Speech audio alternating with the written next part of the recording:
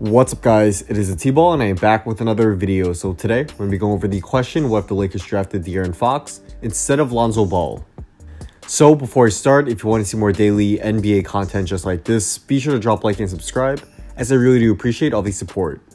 So the Los Angeles Lakers are having a good season so far overall, with LeBron James leading the way, and he's played well as always, alongside the Lakers youngsters. For the Lakers young core, they've seen mixed results. Brandon Ingram has been very up and down this season, as he's been dealing with injuries and has shown inconsistent flashes of great play. Kuzma has been terrific on offense but defense not so much, and Hart has played decently but is currently in a slump shooting the ball. However, the most controversial player in the Lakers young guys is Lonzo Ball. If you ask different people their thoughts on Lonzo's season so far, some will say he's been great, while some will say he's been trash. The correct answer to this is that he's been playing somewhere in the middle. He's averaging only 9 points, 5.3 assists, 4.9 rebounds, 1.5 steals, and 0.4 blocks per game this season, which are all numbers that are down from last season. This was to be expected, however, as Ball does not have the ball in his hands as much as he used to. His overall shooting numbers have seen a slight uptick, and his defense has been great with stifling opposing point guards with his height and long arms. So while he's been overall pretty good, another point guard who the Lakers worked out in the 2017 pre-draft is playing at an all-star level. And you guys probably know who it is already, as it is the number 5 overall pick in the 2017 NBA draft, De'Aaron Fox. Fox is putting up crazy numbers for a Kings team that is actually in the playoff race, as he's averaging 18.2 points, 7.4 assists, 3.5 rebounds, and 1.5 steals, shooting 48.1% from the field and 39.8% from 3. He's been amazing for the Kings, and it should make the Lakers wonder, what if we drafted Fox over Ball? Well, let's say in another world that they did. What would it be like in LA for the Lakers? So on June 22nd, 2017, the Lakers select De'Aaron Fox with the 2nd overall pick. This comes to a surprise to almost all NBA fans who expected LA to draft Ball.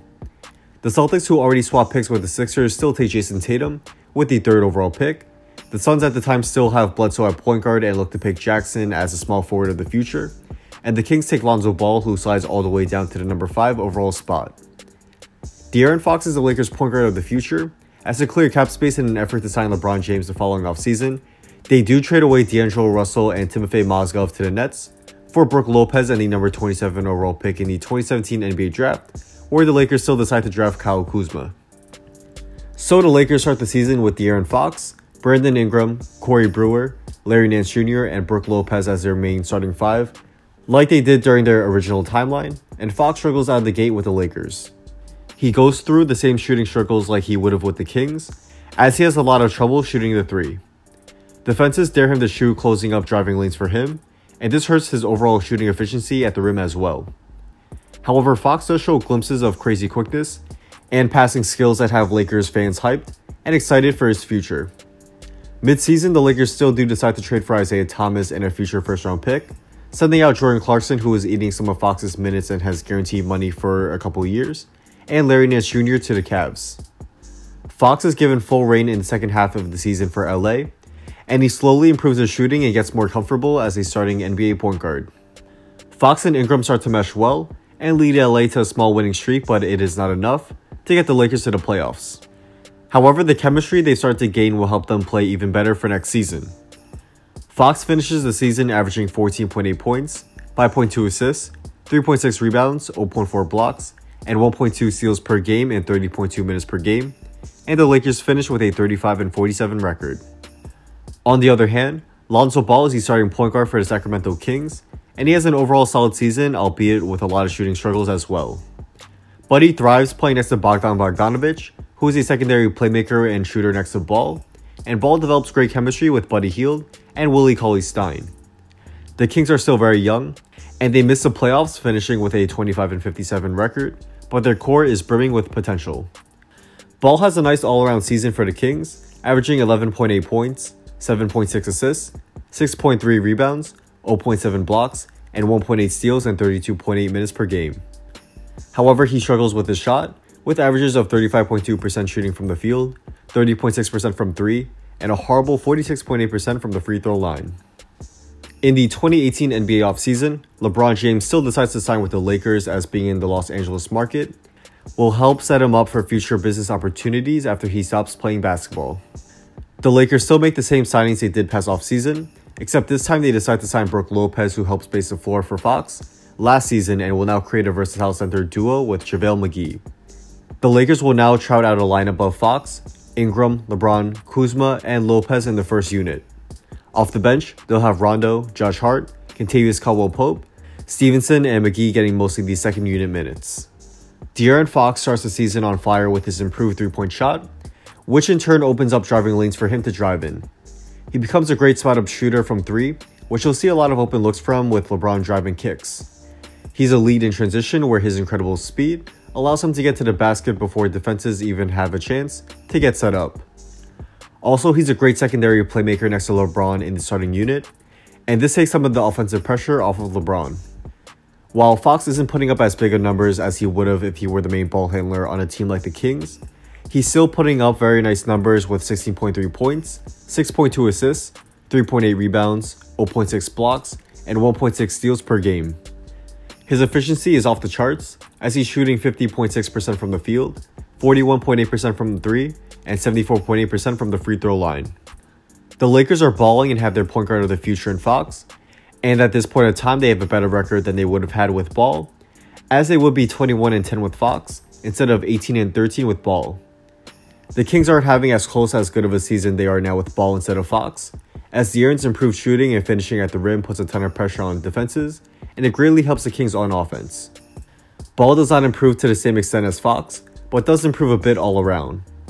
Ball and Hield are a great combination in the backcourt, and having other shooters out at the perimeter such as Shumpert and Bjelica have helped space the floor for Ball. Ball sees a nice bump in his overall numbers as the main ball handler for the Kings, averaging 12.7 points, 8.3 assists, 6.7 rebounds, 0.6 blocks, and 1.7 steals in 32.3 minutes per game. The Kings are better than what people expected coming into the season, but still not close to the playoff picture with a 12-19 record. So that would be my predictions of what would have happened if the Lakers drafted Fox instead of Ball, but let's go over two big questions over the Ball versus Fox comparison. First, who has more potential? From what I've seen, Ball and Fox are two pretty different players, with Fox being more of an attacking point guard, who does a lot of scoring and playmaking is more secondary to him, while Lonzo Ball is more of a traditional playmaking point guard.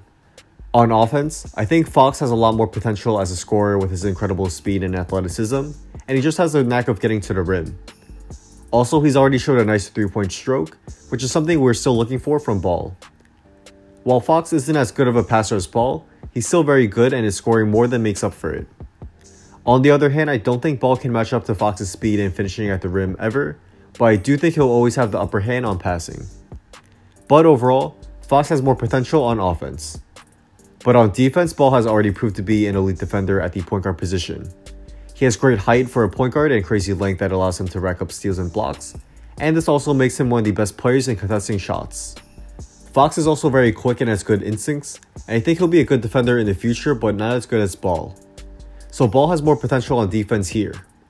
Overall, I'd have to go with Fox having more overall potential to be an all-star level player, which is what I think he already is now, and I do think he'll eventually get even better. I think Ball will eventually reach fringe all-star level, but his overall impact on both sides of the floor won't be as much as Fox. This is not a knock on Ball, as he's going to be a very good player, but Fox has just shown to be great already and his potential to be so much better, which is just crazy. Also, we must consider who will be the better fit for the Lakers not just now, but in the future as well.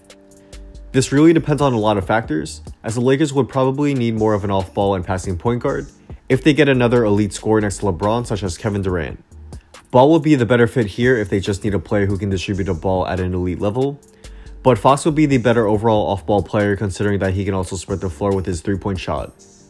So it really depends on what the Lakers do in the future and who they acquire, but I do think Fox could fill in a Kyrie Irving-like role next to LeBron. I'm not saying Fox is at Kyrie Irving's level at scoring, at least not yet, but Fox will be a great secondary scorer and playmaker next to LeBron.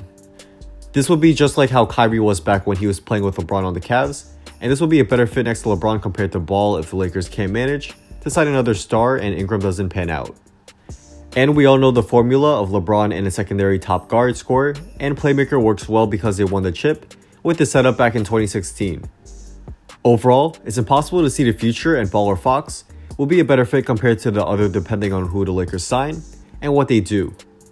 But right now, I think it's fair to say that drafting De'Aaron Fox over Ball would have been the right move for the Lakers, as Fox has simply looked like a better player and also looks like he has a higher ceiling than Ball. But hopefully Ball will continue to improve like he has been recently, and he'll be a key piece for the Lakers in the future or in a possible Anthony Davis trade.